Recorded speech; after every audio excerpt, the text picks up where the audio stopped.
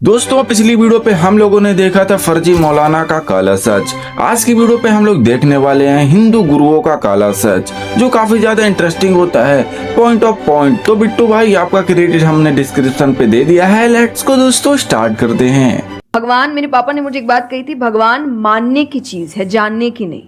अच्छा, करेक्ट भाई, इसीलिए कहता हूँ कि तुम अपने पापा को क्यों मानते हो, क्योंकि तुम जानते हो, लेकिन जब तुम भगवान को जानोगे नहीं तो फिर तुम उन्हें मान कैसे लिए। समझो बात को, पॉइंट पॉइंट ढूंढो भाई, पॉइंट।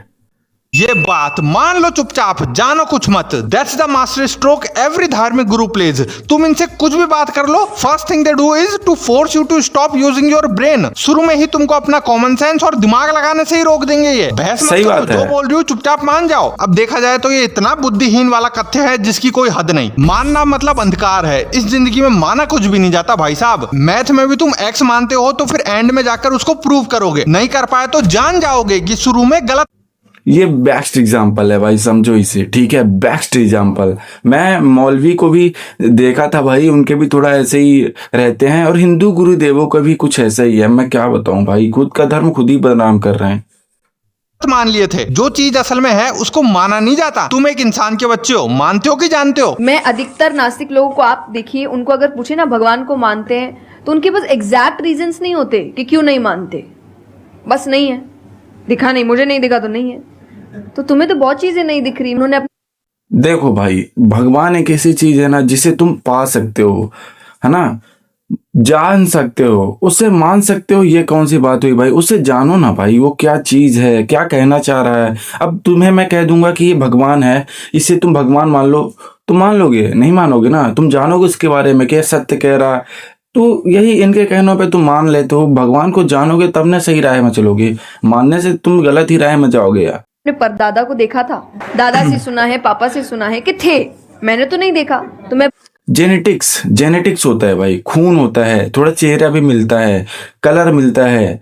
बोल दो वो थे ही नहीं। अरे यार, ये तो बहुत जोरदार बात बोल दी इन्होंने कि अब तो इसका कोई जवाब ही नहीं दे सकता, है ना? यही सोच रहे होगे तुम भी। बट इनकी कही गई ये बात इज सो स्टूपिड। तुम खुद को देखो, टच करो, यही है सबूत तुम्हारे परदादा का कि तुम उनसे ही आए हो। ऑफ कोर्स किसी ने इंटरनेट से डाउनलोड नहीं किया तुम्हें। एंड मैडम, नास्तिक भी इंसान ही है, इसलिए बेचारों के खानदान पे मत जाओ यार, प्लीज। जानना क्या होता है, पहले इस्तेमाल करे फिर विश्वास करे। अच्छा जी। नहीं, जानने का मतलब होता है कि तुम सच्चाई के साक्षी हो गए हो। बच्चों की तरह हवा में मान के नहीं बैठे कि चलो आप कह रहे हो तो मान लेते हैं। करेक्ट भाई, करेक्ट, यही तो मैं भी कहना चाह रहा हूँ। मगर कुछ लोगों को भाई पेलने आ जाएंगे भाई। नहीं, ये गलत है भाई, जानोगे नहीं, मान पहले ही लोगे। मैं वही कह रहा हूँ। हमें कोई भी इंसान किसी भी चीज को अच्छे से जाने बगैर उसको अच्छे से मान नहीं सकता। तुम कितना ही दिखा लो कि मान गए, बट मन के कोने में एक हमेशा शंका रहेगी, जिस शंका को अच्छे से जानना ही दूर कर सकता है। प्लीज फाइंड समवन सही मेरे बात घर का है, खर्चा सही बात उठाए, है। मैं आज छोड़ दूंगी। बट आप तैयार का हो, बहुत सारे लोग होंगे जो आपके घर का आपका खर्चा उठाने को तैयार होंगे। ओह I am cutting that.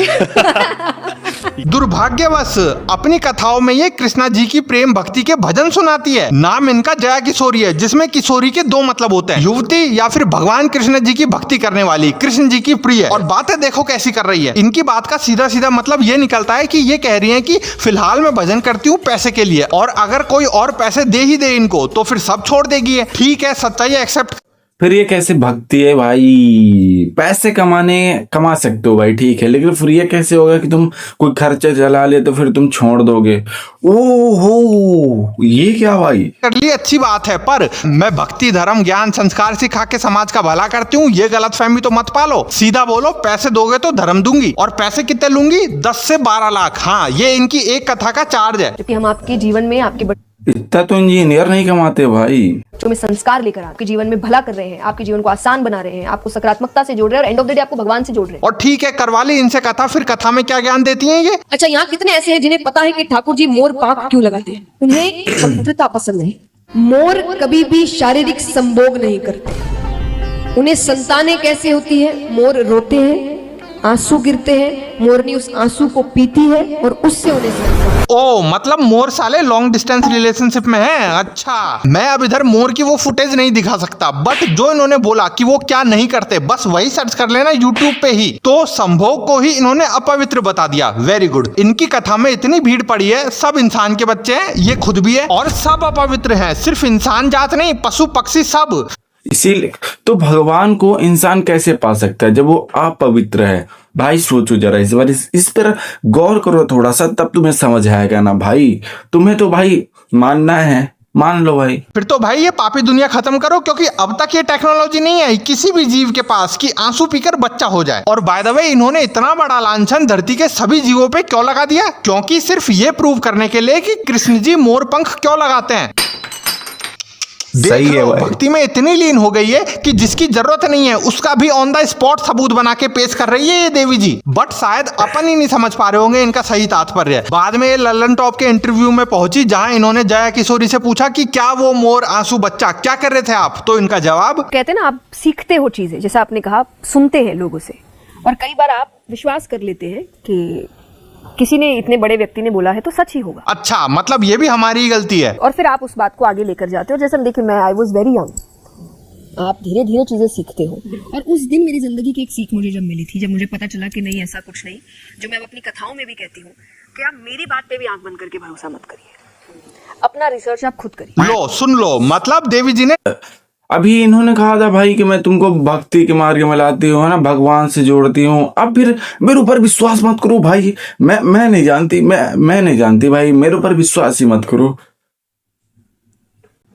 Direct accept कर लिया कि व्हाट्सएप फॉरवर्ड का ज्ञान दे देती हूँ मैं अपनी कथा में। होमवर्क करके आती नहीं है, बस मजा आ रहा था उस दिन तो फ्लो में बैठकर पता नहीं क्या क्या बोल दी। मोर ये मोर वो, मैं तो उस दिन उसी कथा में बैठा सुन रहा था सब कुछ। खुद का ही सर पटकने लग गया था मैं तो कि कितना तुच्छ आदमी हूं मैं, मोर कितना सही है यार। पर मैं भी बिट्टू भाई तुम्हारे साथ ही था भाई, तुम्हारे जस्ट पीछे। मैं थोड़ा सा छोटा रहूंगा आपसे, बाकी आपके पीछे ही था। बाद में जाके पता चला कि उस दिन मेरी आस्था का तो मोर बना दिया था मैडम ने। I love those kind of partners, you know, who educate you without making you feel dumb. That is very important. That is so important, but that is respect. कि I know तुम्हें कुछ पता नहीं है, I will teach you that, but ये एक line आपके confidence को बहुत गिरा। जब बातें एक थ्रेशोल्ड लेवल के ऊपर की डंब होती है ना, तो फिर उसको करेक्ट करने के बाद सामने वाले के ना चाहने पर भी खुद ही डंब महसूस हो जाता है, क्योंकि अपना ब्रेन नाराज हो जाता है ना कि मैं बैठा हूँ इधर फिर भी तू मेरे को यूज ही नहीं करती है। अब इतने हजारों लोगों के सामने भजन कीर्तन करते वक्त ऐसी मूर्खतापूर्ण बातें कर देने के बाद अगर तुमको डंब महसूस हो रहा है तो ये तो अच्छी बात है। दैट मीन्स कि तुम थोड़े कम डंब बन रहे हो। नाराज मत हो इस बात पे, we are all proud of you. आप धीरे धीरे सीख रहे हो मैडम, बट अगली बार से ये व्हाट्सएप का ज्ञान थोड़ा बहुत चेक कर लेना, क्योंकि हजारों बेचारे अनपढ़ गरीब लोग भी आते हैं कुछ सीखने, और उधर आप ऐसी ये फालतू की बातें कर दो तो फिर वो तो जिंदगी भर इसी को सच्चाई मानते रह जाएंगे ना। और फिर माफी भी नहीं मांगी इन्होंने उन लोगों से, क्या यार। इसलिए कहता हूं मैं, मेरी सही बात है भाई, करेक्ट भाई, करेक्ट जा रहे हो एक नंबर। बुआ जी से कि इसके स्टेटस लगाना बंद कर दो। वो सिर्फ पशु नहीं है, क्योंकि हम प्लास्टिक इत्यादि ऐसे ही रास्ते में फेंकते हैं, उन्हें जानवर पशु इत्यादि खाते हैं और उन्हें बहुत पीड़ा होती है, बहुत तकलीफ होती है और कितनों की उस कारण मृत्यु हो जाती है। तो जानवर वगैरह की एक सेकंड भाई, इनका मैंने एक बैग देखा था जिसमें चमड़े के कुछ आइटम लगे थे मेरे हिसाब से। देखो शायद वही वाला बताएं। हमारी वजह से मृत्यु हो जाती है। ये डियोर का 1.5 से 2 लाख का बैग रखती हो आप। अब 10 लाख के आसपास का तो इनका चार्ज है, तो फिर इतना सस्ता बैग रखना कोई गलत बात भी नहीं है। बट ये बैग है प्योर हिंसात्मक बैग, जानवरों की प्योर खाल से बना हुआ। बारे में 2-3 चीजें मैं कहना चाहूंगी। पहला तो जो बैग की बात है, bag is a customized bag, और जो सबसे पहली चीज लोग कह रहे हैं कि लेदर है, उसमें कहीं भी लेदर नहीं है। वो एक कस्टमाइज बैग है, और कस्टमाइज का मतलब कि आप अपनी मर्जी से बनवाते हैं, इसलिए मेरा नाम तक लिखा हुआ है उसमें। हैं? What customize bag? डियोर वाले बैग बनाने की रेसिपी कस्टमाइज नहीं करते, वो बस बने बनाए बैग में नाम लिख देंगे आपका, हो गया कस्टमाइज। जानवर मर के उस बैग में चिपकेगा तो तब भी डियोर की साइड चेक कर लेना। और ये बात भी ये देवी जी जानती है। अब एक राजा, क्या बात है भाई, क्या बात है। क्या वो सोने के जेवर नहीं पहनते थे, क्या वो मुकुट नहीं पहनते थे? पर स्पिरिचुअलिटी, आध्यात्मिकता का असली अर्थ है कि आप चीजें खरीद सकते हैं, चीजें आपको ना खरीदें। सबसे पहली बात, राजा और संत महात्मा में अंतर होता है ना। अरे राजा तो खरीदेगा ही चीजें, पर आपने राजा की कोई फील्ड थोड़ी चुनी है, रानी थोड़ी हो आप, स्पिरिचुअल लीडर हो ना, तो उसका कोई एग्जांपल दो, क्या राजा से कंपेयर कर रहे हो।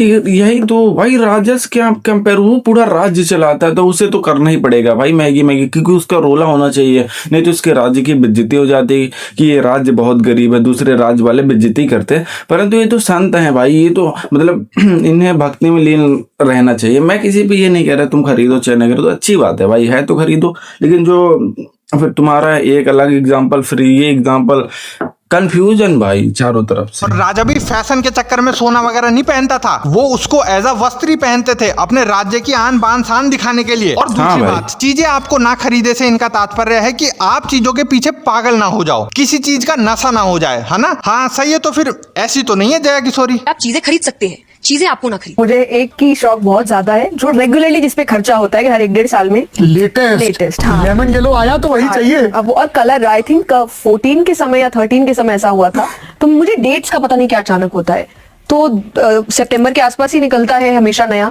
दिवाली आई और मैंने बोला मुझे धनतेरस पे चाहिए पापा, और मुझे यही कलर चाहिए एक ही, तो मैंने बोला मुझे धनतेरस पे चाहिए। और ये मुझे बाद में पता चला कि जिनके थ्रू उन्होंने किया वो मुझे बोलते हैं कि पापा ने उनको फोन करके बोला था, भैया दिल्ली, बॉम्बे, चेन्नई, बैंगलोर कहाँ से मंगाएंगे मुझे नहीं पता, आप मुझे फोन ला भले ही अभी वो कस्टम में हो, वो अरे आप निकलवा ला दो के एक। तो ये मुझे पागल कर देगी अगर धनतेरस के दिन फोन नहीं है, और वो फोन आया। अरे वाह मैडम जी, बधाई हो, आपको तो आईफोन ने खरीद लिया। चलो ठीक है, आप उसी शेड का फोन लो, उसी। मैं सोचा नहीं था भाई इतना गंदा जया की सीरीज को आप रोस्ट करोगे भाई, क्या ही दिमाग था भाई, रियलिटी है, सही बात है भाई, बिल्कुल। दिन लो, अपने पापा को परेशान करके चाहिए चाहिए ले लो, अच्छी बात है। कृष्णा जी की भक्ति के साथ साथ हर लग्जरी ब्रांड वगैरह के शौक भी पूरे करते रहने चाहिए। देख लो भाई, देख लो, तुम लोग इनकी बात मानते हो और ये जो बताती हैं वही बात को फॉलो नहीं करती, तो फिर तुम्हें वो बात क्यों बताती हैं? ताकि तुम बने रहो, मानो भाई मानो, ये खुद ही नहीं मानते उस बात को जो ये कहती हैं तुमसे। मोक्ष जल्दी मिलता है इससे। पर एक बात तो बताओ, आपके ये सांसारिक मोह माया के शौक वगैरह के कुबद हमको सीखने हैं नहीं, कोई धार्मिक चीज वगैरह आपसे सीखने का रिस्क ले नहीं सकते, फिर मोर मोर कर दोगे आप, तो फिर हम आपसे सीखें क्या? काई बात के गुरु हो आप देवी जी? मैं कोई संत, साधु, साध्वी नहीं हूँ। अच्छा। मैं एक नॉर्मल लड़की हूँ, नॉर्मल घर में रहती हूँ। अरे ये क्या बात हुई? आप साधु संत महात्मा नहीं हो तो फिर धार्मिक कथा वगैरह क्यों करती हो? मैं साधु नहीं हूँ, मैं साध्वी नहीं, मुझे कथाएं अच्छी लगती है, मुझे कथा करना अच्छा लगता है। अच्छा, तो मुझे भी सब कुछ लगता है, पर सब कुछ थोड़ी कर दूंगा मैं, कुछ एलिजिबिलिटी क्राइटेरिया वगैरह भी तो होना चाहिए, या कोई भी कुछ भी कर दे अच्छा लगता है। और वैसे एक और चीज बता दूं मैं तुमको, अगर तुम एक धार्मिक हो और पैसे वाले भी हो, हाँ ये जरूरी है, धार्मिक हो और पैसे वाले हो, तो इनकी साइट पे जाओ, इनकी साइट भी है एक, और इनसे धर्म के खिलौने ले लो, टॉप ब्रांड के रिलीजियस चीजें बेचती हैं ये अपनी साइट पे। नहीं पता था ना तुमको ये बात, है ना? तो बताओ फिर अपनी। बिल्कुल नहीं पता था, मेरे को खुद ही नहीं पता था भाई, थैंक यू भाई, थैंक यू। मम्मी को जाओ। हम आज पूछते हैं कि आप पैसे क्यों ले। कोई व्यक्ति 1-1 घंटे के करोड़ों रुपए लेकर जा रहा है, जो, और मैं कोई फील्ड का नाम नहीं लूंगी, समझदार लोग जानते हैं कि 1-1 घंटे के करोड़ों रुपए लेके जा रहे हैं, जहां वो आपको गलत बातें सिखा रहे हैं, जहां वो आपको गलत गुटखा चीजें खाना दिखा रहे हैं। हम यहाँ 9 दिन खट जाते हैं, मर जाते हैं, और आपको हमको कुछ देने में प्रॉब्लम होती है।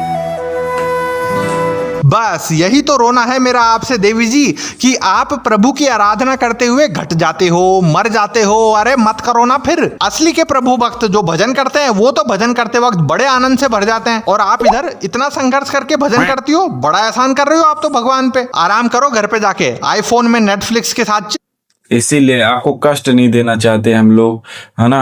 बाकी जो कष्ट देना चाहते हैं आप उनसे माफी मांगे कि मैं अब नहीं सह सकती। आप मतलब लोगों को मैं कह रहा था भाई, मतलब मैं क्या बोल दिया, सॉरी। मैं लोगों से अनुरोध करता हूँ, आप इन्हें प्लीज कथा ना सुनाने दे, बहुत तकलीफ होती है ना। और आपके पास भी पैसे नहीं रहते तो आप मना कर दें कि नहीं मैडम जी, आप नहीं, देवी जी आप सोए जा, आराम करें, क्योंकि आप कटे मरे ना, प्लीज। अब इतना कह सकते हो। मत कटो मरो भगवान की पूजा करते हुए, प्लीज। चलो अब इनकी कथा तो खूब सुन ली तुमने, अब एक कथा मैं भी सुना दूं। एक बार क्या हुआ, एक गांव में एक बहुत बीमार आदमी था जो रोज भगवान की पूजा करता, सुबह जल्दी उठ के। एक दिन वो सुबह पूजा करना भूल गया। अगले दिन उसने भगवान से माफी मांगी और उसी दिन से वो धीरे धीरे स्वस्थ होने लग गया। तब से ही उसके साथ साथ पूरे गांव ने नया भगवान बना लिया, भूलने वाला भगवान, जिनकी वो रोज पूजा करना भूल जाते और अगले दिन माफी मांग लेते और ऐसे ही वो भगवान की पूजा करते थे। फिर धीरे धीरे पूरा गांव ही बीमारी से ठीक हो गया। येलो चमत्कार ब्रो। बस उसी गांव की सरपंच है जया किशोरी। देखो कुल मिला के बात यह है कि एक महान व्यक्ति ने कहा है कि तुम शराब का नशा कर लो बट धर्म का नशा मत करो। मैं असल में जितना धार्मिक हूँ उससे ज्यादा एथिस्ट हूँ, नास्तिक। और नास्तिक बनना कोई बुरी बात नहीं है, जबकि ये कहा गया है कि नास्तिक के चांस हैं कि वो सही मायनों में कभी आस्तिक बने, भगवान को असली में जाने। बट एक पैदाइशी आस्तिक आदमी का कोई चांस ही नहीं बनता कि वो कभी ईश्वर को जाने। मैं भी नास्तिक हूँ भाई, मैं भगवान पर भरोसा करता हूँ भाई, लेकिन उतना नहीं, खुद के ऊपर ज्यादा भरोसा करता हूँ। आई बात समझ में, खुद के ऊपर। मैं भगवान के ऊपर हर चीज नहीं टालता कि मैं भगवान ही करेंगे जो करेंगे, मैं खुद करूंगा भाई। खुद के अंदर भरोसा है, भगवान को जब मानना होगा तब मान लेंगे, लेकिन अभी तो खुद के अंदर भरोसा होना चाहिए ना।